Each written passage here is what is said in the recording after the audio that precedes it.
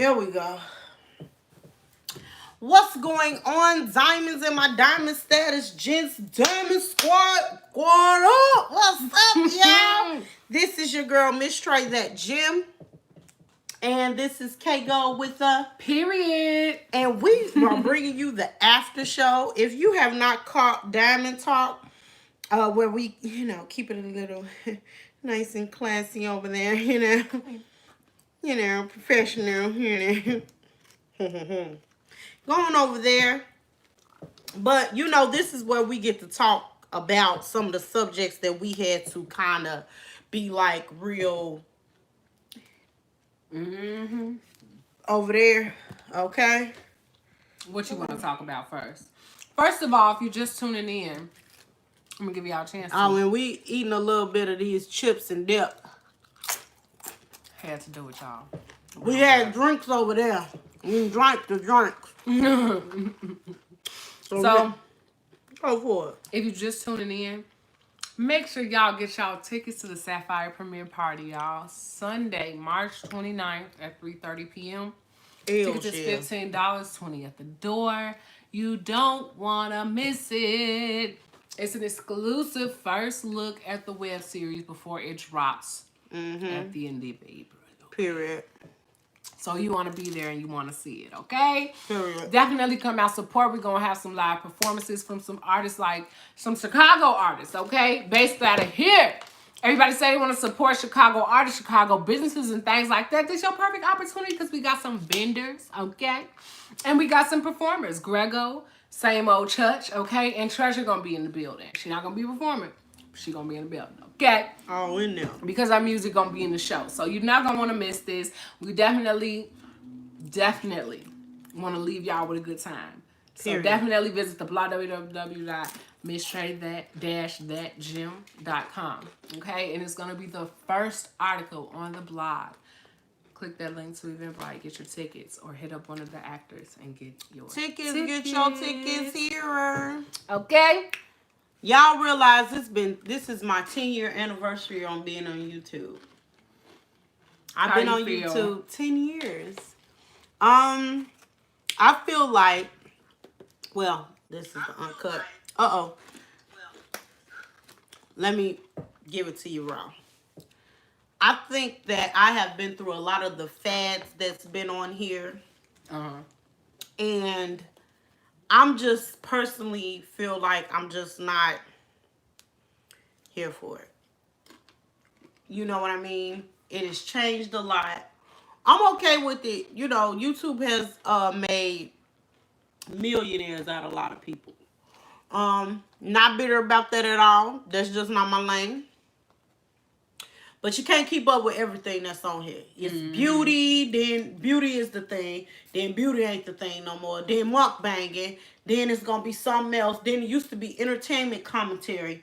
So that's why my channel was literally a melting pot. Because it's so many different phases of what I've seen here on this platform. That's like, get your ass and get a church. Just do you. And that's what I do. I do me. So I'm a melting pot.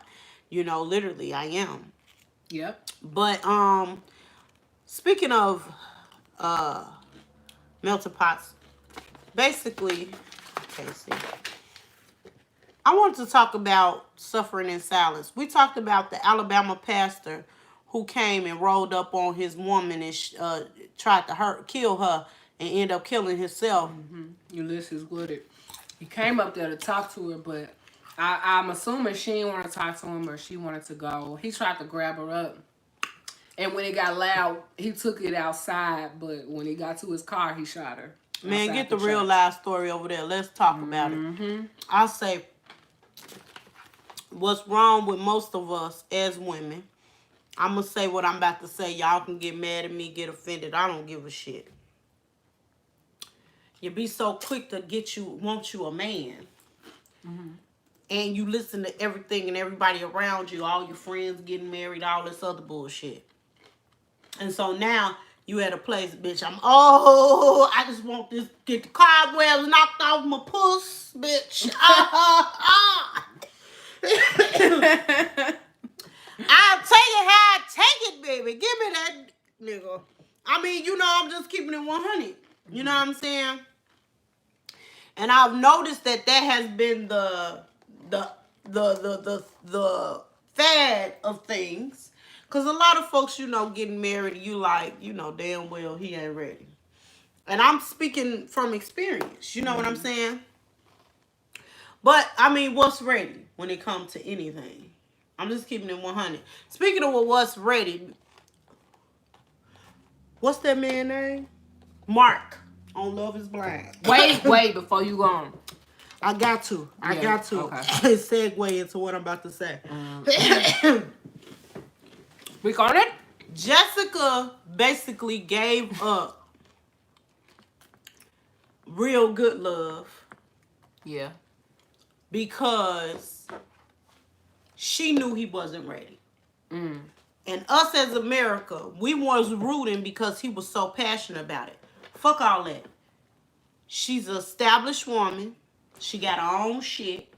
He 24. He lived with his roommate and his girlfriend. Yeah. And he's not, at least got his own apartment. That, he ain't ready. I'm sorry.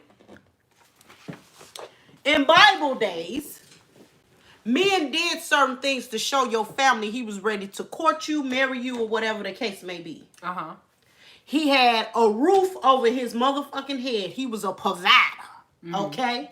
Meaning, and not just that, his family, whatever he didn't have, his family gave a dowry to his wife-to-be's family to let them know my son is ready for this situation. Second, he was protector. He knew how to protect his home. His daddy taught him some things, okay? And then he was priest. He prayed for his home. He knew. Mark should have known, first of all, Jessica ain't the one. Because Jessica was too busy breaking up with his ass every chance her ass got. And she was too busy liking on somebody that wasn't good for her or wasn't her match. And with that being said, he wasn't ready because he wasn't even mature enough to see the woman that he was with didn't even want him. And she would have been the bread and salt. Well, he worked, but she makes more money than him. Which ain't nothing wrong with that. Because, I'm being honest. Shit, ain't nothing wrong with making a little more money than your man. It's just how you do what you do. And I just feel like he wasn't ready. Okay, well. He wasn't ready. I don't know. Here's what I think. I agree with you pretty much. I don't think that he was ready, but for other reasons that you said. I think the fact that he couldn't see how not into him she was is an obvious red flag. This woman, they literally talked about their whole life in the pods before they saw each other, before they met, okay? So she already knew his age, his living situation, everything. She already knew and she accepted it. And she wanted to marry this man until she was blindsided by her interest in the other guy. You know what I mean? Right. And so when the other guy rejected her, she went back to Mark and he overlooked that and decided to still propose and be with her because she came back and apologized and was just like, I made a bad choice and I want to be with you. And so I think he was trying to be very understanding, and in that he hurt himself, okay? And he wasn't being very smart or playing very smart when it comes to his own heart. Because he was just like, well, things are so intense. Everything's happening so fast. That may be so, but the purpose of this is to find your soulmate, find the person that you want to marry. And if that close to the time that you're proposing to her, literally one day away, she comes to you and says, I want to be with somebody else. I'm going to say yes if he asks me. And then the next day come back and say, I'm so sorry. I shouldn't have done that because he playing games. You know what I mean? It's not, I'm so sorry because I realize you the one I actually want to be with. And that's the key in it, listening to what people are really saying to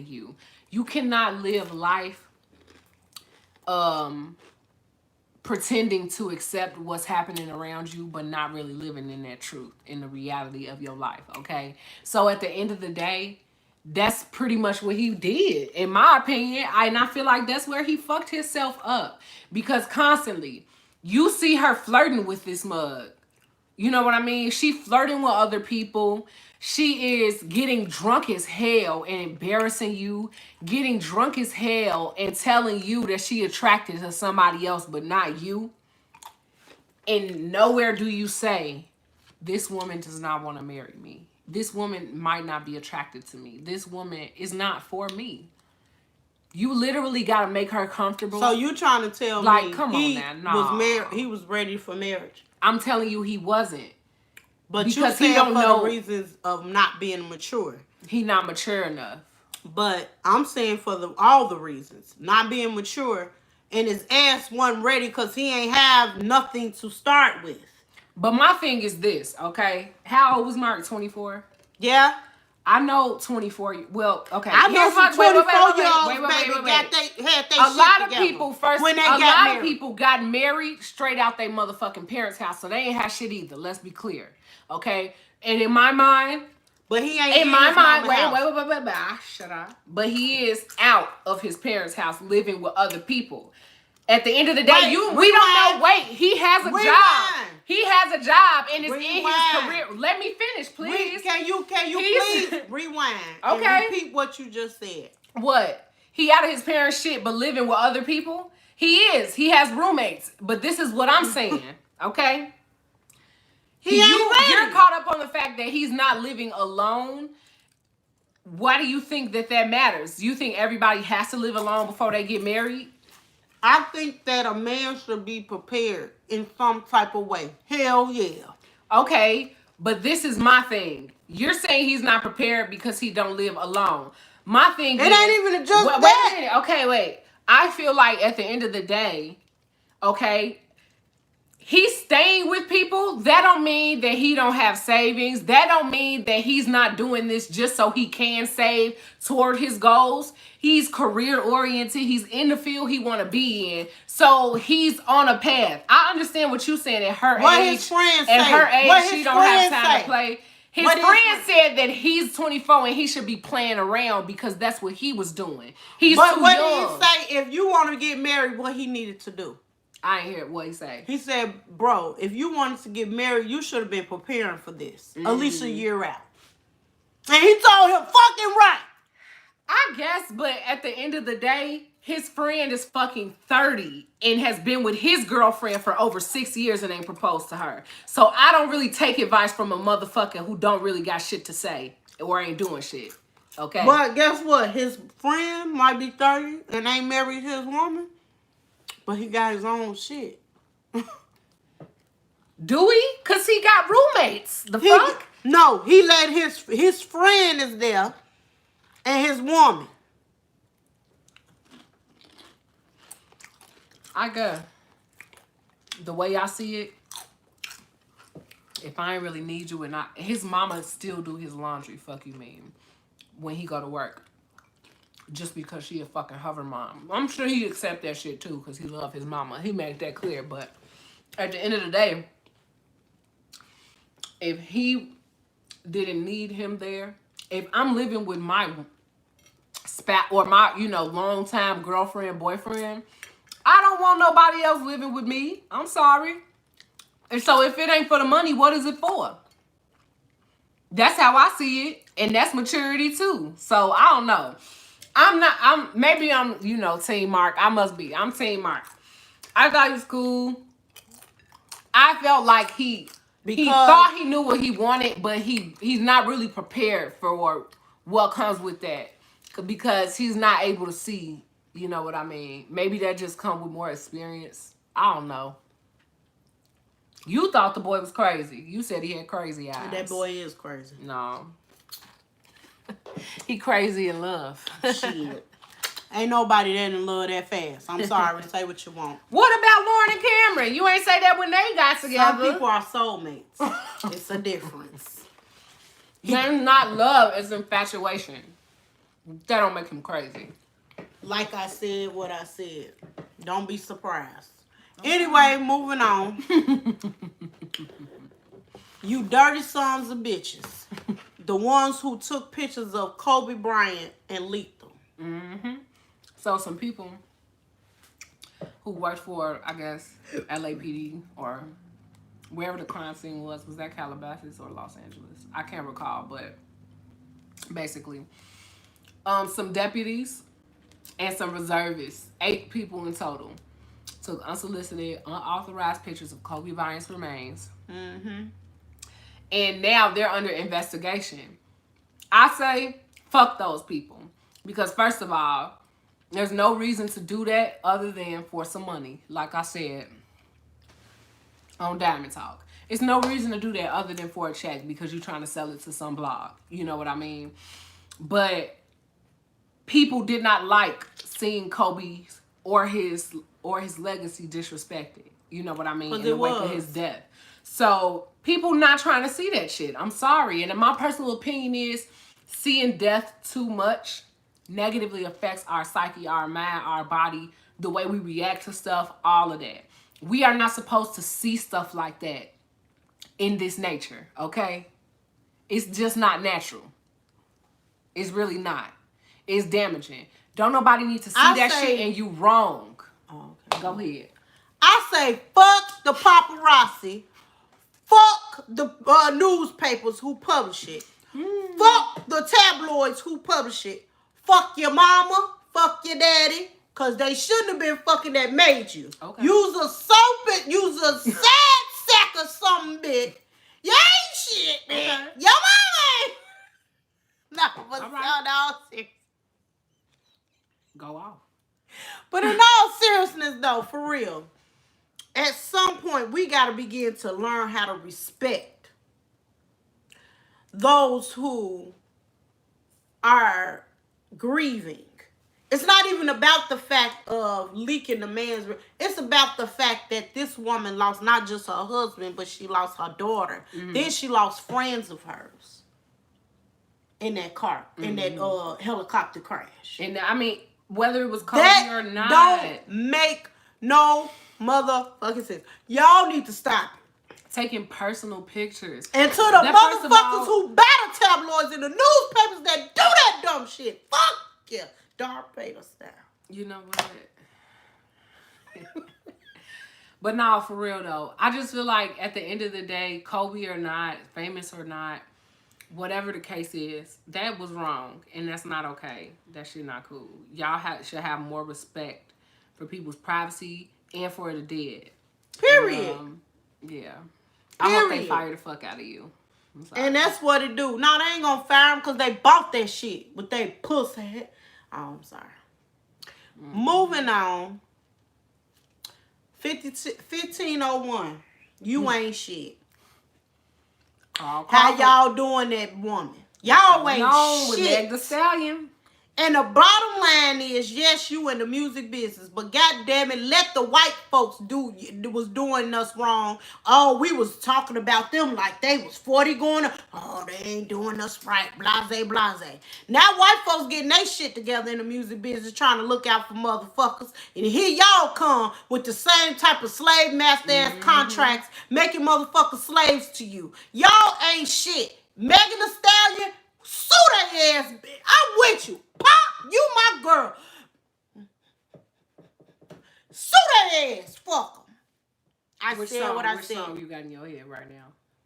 I ain't a bit, no, ain't this out. You want a bit, hey, you don't lip, hey, I don't know, whip, oh, I'm on some lip, hey, you say you all about money? Yeah, I'm on that cash shit. Well, I ain't want to do too much copywritten shit. You know I'm what? Gonna put some monetization on here. Not my song, not my money, not my shit. Anywho, this was for educational purposes only, so y'all can know who we was talking about. But yeah, Megan basically was like, I didn't understand my damn contract when I got that shit. To be honest with you, I signed it. I was 20, you know what I mean? It's not that I didn't read it, but I just thought it meant something different than what it did. And when I signed my management deal with Roc Nation after my mama passed away, they basically brought it to her attention. And they was like, did you know this is what your contract said? And she didn't. And it was basically something very restrictive. towards her being able to work with other people. And so when she did sign with Rock Nation, I guess sometime after that, they was basically just like, well, I mean, where the money? We needs the money. And so she was like, okay, hold on. This don't make sense to me. I don't want to leave. I don't want to stop your money. I don't want to change too much, but I just want to renegotiate my contract. Let's just see what we can do to make both, everybody feel comfortable. And then I don't feel comfortable. They said, fuck or not, stop the bag. You can't release no more music. You can't do shit. So now I'm thinking like, damn, no wonder she keep doing all these features. She trying to make some money outside of her damn label. And I feel like that's wrong. The industry is always trying to starve out the artists. They, at the end of the day, you know what I mean? They always go in making you feel like you family and they got you. This shit happened to Amara La Negra too on Love and Hip Hop Miami, where her manager, who also used to manage Trina, like a lot of people are accusing him of stealing from artists, and Trina was basically just like, he stole all the money from my last project. See, you know what I don't like? A lot of this shit goes back to us not hiring lawyers or hiring accountants or hiring people who smart enough to know the verbiage of this shit and be like, hey, listen, this ain't for you, baby. Take your time, move on. But my biggest problem is this the same shit like Tony Braxton. I work to my fingers to the motherfucking bone, but I can't do nothing. I ain't got no money. I can't buy me no motherfucking a burger, let alone a house for my mama. Like TLC had to go in there with bats to go get they shit. But see, if you ain't got no Left Eye Lopez on your team, y'all ain't shit no way. Cause Left Eye Lopez wasn't playing with the motherfuckers and noticed that they killed her. I said what I said, allegedly, to protect myself. But they killed her. Who is they? I'm like Michael Carmichael on the Carmichael show. They is coming. Who is they? They is arriving. Who is that? When they get here, I'm going to be ready. That's what he told his sons. But for real, though, I just feel like we get into a place where this is just getting too common, and we, as the consumers, got to stop letting this shit happen to our favorite artists. We got to start blocking the bags of not the artists we love, but blocking the bags of those who own most of the rights to their shit. Right. Period. I think, yeah. I think it's a blessing that Meg made so many friends in the industry, because I think her bag will never truly be depleted, because she is so supportive of everybody else. She always uplifting other female artists, trying to get them to drive the boat, and drink Hennessy with her. So, I feel like she gonna be good, because when you bless others, the Lord blesses you in return. So that's that on that. Because if y'all don't let her come out with another motherfucking hit before I turn 40. First of all, I need another hot girl summer. They said because once I get 40, excuse me. They said once I get 40, I'm a golden girl. What? That's what the memes Wasn't all say. them mugs like 60 plus? That's what the memes say. They all had white hair. I don't know nobody with white hair at 40. Okay, I'm telling you what the memes say. Can I finish? Okay. All right. Tell me. They say the memes say, bitch, you over 40. Thank you for being a friend. Bitch, you was a golden girl, not a hot girl. Thank you. So before I turn 40, I want to get some more of that good music so I can pop my coochie too. Okay? Wow. Period. I'm just keeping it 100. You know what I'm saying? Pop it, baby. Pop it. But no, seriously, in all seriousness though, I just feel like we need to stop the bag of those. Just how the motherfuckers, when they came for Honey Pot at Target, and the black women say, fuck that, we gonna go buy up all that shit and sell it out. Yeah, they did. We gotta get like that support. When it comes to the artists. We gotta find a way, an avenue to say, fuck it. You know what I'm saying? Listen, we love you. We would rather come to your show and pay you directly. Fuck your label. You know what I'm saying? And paying for your music. I'd rather just stream your shit and then just come to your show and pay you to perform until they get your contract right. And I think that if we start stopping them motherfuckers' bags like that, they'll get it together. They'll get it together. I don't know. They ain't gonna have no I'm choice. definitely interested to see how this play out. I'm definitely rooting for Megan because I like her as an artist. She talented as fuck. She nice. You know what I mean? She genuine. She Really likes her some Megan Thee Stallion. Free. Well, you know that's it. Well, you know you see 30 seconds to 3 seconds. That's my sample. Okay. So basically, y'all, I just you know what? I'm gonna get back on the Mark thing. Mark. Yeah. Marky Mark. Because it's astonishing to me when, yes, you should grow together when you're both young. Mm-hmm. But he's going for a woman that's in her 30s who would put her roots down. Mm. See, I'm at an age where I'm literally, I can't disclose that because I don't, some people root for you, say, hey, girl, get it, girl. And then there's others that'll be praying your demise. But when you get a certain age, you want to put your roots down. And I love the word when the words say, let your old women train your young women. I think that in this culture that we're in, the roles so much have turned to the point that I think that our young women are taking anything in order to have a relationship and be your ride or die. Let's be clear. I'm not trying to ride and die with none of you motherfuckers. I ain't dying. We gonna ride, motherfucker, we living. We living. I'm at an age where I gotta thrive. I can't keep struggling with your ass and trying to survive. It is what it is. At some point, I have to say, no, you gotta get your shit together. I can't keep going in the same cycles, the same roller coaster, the same circle, letting you discover that your ass is 40 and you still trying to be a motherfucking rapper and don't want to work a regular job. Sir, no, I can't let you do that on me no more. That does not make me not be down for you. That just make me say, hell, it's time to ride and live, motherfucker, and thrive and survive. And I think that we are at a point where our young women are taking any old motherfucking thing. Because we've been raised by folks that say, oh, y'all gotta grow together. Oh, y'all gotta ride and die together. Oh, all the motherfucking songs talking about riding and dying. Ain't nothing talking about thriving, surviving, and living. Fuck that. Mark, you go for a woman that's 34, you ought to have your shit together. I stand by that. I'm not saying he got to have a house too, but damn, at least know what it is to manage a household. I agree. He does not know what it is to manage a household.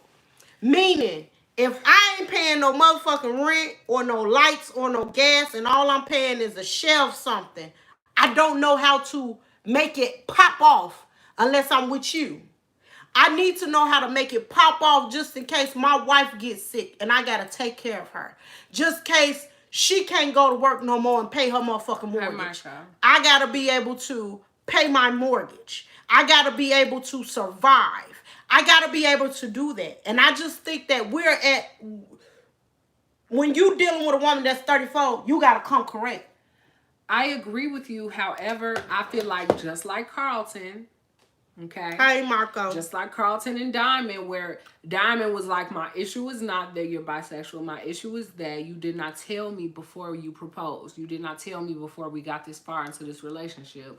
It's the opposite, actually, with Mark and Jessica. He told her about his situation before he proposed and before she said yes, twice.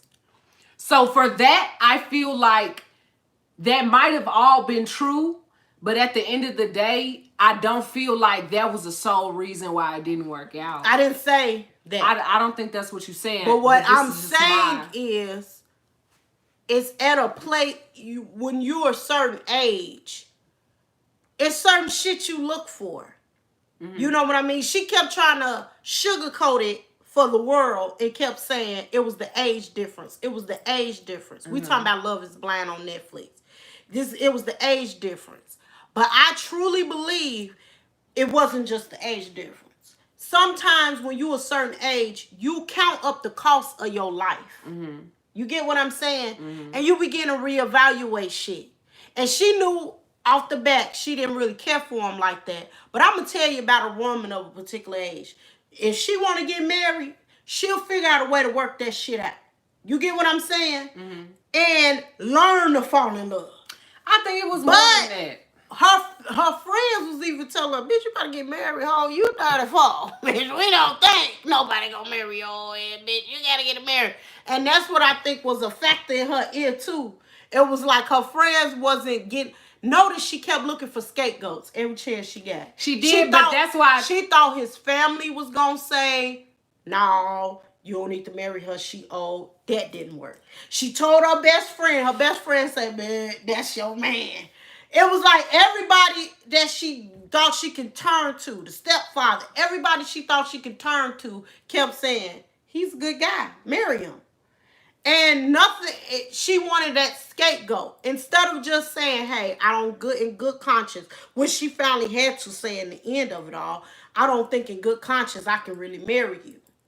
I absolutely disagree with what you're saying. In my perspective, from what I saw... How can you disagree? Wait, I'm about to tell you. You saying that what her decision was, it was about like his inability to provide, but she was saying not it was just about that. age. I'm saying it wasn't about providing. It was about the fact that I'm not sure if he can rise to the occasion to do certain things because he's never done it before. Right. I heard those concerns for her. But what I saw consistently throughout the whole thing was that she just wasn't attracted to him. I think that from the moment she saw him, she was not attracted to him. Well, hell, when she had sex with him, that changed. She was all that down might be for so, but dick will dickmatize. At the end of the day, before she fucked him, she did not want to touch him. She barely wanted to kiss him. That's all they did was peck at her fucking leisure. When she decided to. I felt like they didn't have and she kept saying that. Out of everything she said, she kept saying, I just don't feel like, I feel like emotionally the connection is there, but physically it's not there. That's the first shit that she said. Physically, I don't know, I'm still getting there. I'm trying to connect the mind and the body. You know, I'm trying to connect to the person and not just what I knew in the pods. So I feel like really what it was, she wasn't attracted to him. And then she had sex with him and that dickmatized her a little. And she was like, okay, wait, I can make this work. I realized that the person who I really wanted don't want me and I can't get them. That's what it was. So I feel like that's another thing. We talk a lot about Mark not being ready. Jessica wasn't ready either because she didn't know what the fuck she wanted, okay? She was trying to what she wanted. No, she did. She wanted Barnett. She wanted Barnett, but if she wanted Barnett, why was she so willing to go with Mark? I cut you in. She was desperate, y'all. I cut you out. Let's not be fake. She was desperate. I cut you out. Amber was ready to cut for her man. Cut you. Amber would have definitely fought Jessica for her man. She made that clear. She was with shit. She said, "Let's be clear. I'm glad you wasn't trying to get with my man, because if you was, I would have punched you in your fucking throat." Period. But no, I absolutely think that Jessica didn't know what she wanted. She was indecisive. She was not ready. And you saying she wanted Barnett, but she didn't know what she wanted because she was talking to Barnett the whole time too. And truthfully, she was committed to Mark. She was gonna marry him anyway, like I said, despite everything that they had talked about. And so it wasn't until Barnett was like, I want you too, that she's like, oh shit, I got options. Okay, I'm gonna pick you because you a little bit older, closer to my age, you more established. I told you that from the beginning. She's never was gonna marry him. That might be so, but if that's the case, why at 34 years of age are you stringing along that 24-year-old man and acting like you know what you want when you don't? The more episodes she was on, the more checks she got. Don't be no damn fool. I ain't no damn fool. Okay. All I'm saying is, It's Get some your no, bag, no. boo. No. She getting her bag, but she crazy as shit too. Your dog drinking out your wine glass and shit. You getting pissy drunk on First of all, TV. that is, I'm sorry, I love my Anglo-Saxon brother and sister on here, but that shit ain't Kosher, that shit ain't nothing new. healthy. Ma'am, that shit ain't nothing new. They lick them all in their mouth. How the hell, if what is it for me to let you suck out? Now, I got white friends. Hey, miss, hey. And she don't play that shit either. But some of y'all animal lovers let them lick y'all in your face and shit. Listen. It's a lot of germs. What is it to let them lick out the wine glass? Hell, he probably kiss all in the damn mouth. Maybe, probably so. Anyway, this after show done gone long enough. Child, listen. If you're in the Chicagoland area, this is what I need you to do. Go down to the description bar right now. Do that right now. Click on the Eventbrite link, and I'm in need for you. Sometimes got chicken but usually Friday. Thanks, you too, dear. Good night. Good night. If you are in the Chicagoland area, go down below to the description box. Click that Eventbrite link. Get your tickets. Get your tickets here. Come to this premiere party for Sapphire web series. It's going to be premiering here and sometimes in April, but you will get a chance to get first dibs on the first few episodes, and also performance by Grego and same old church tabernacle to ya.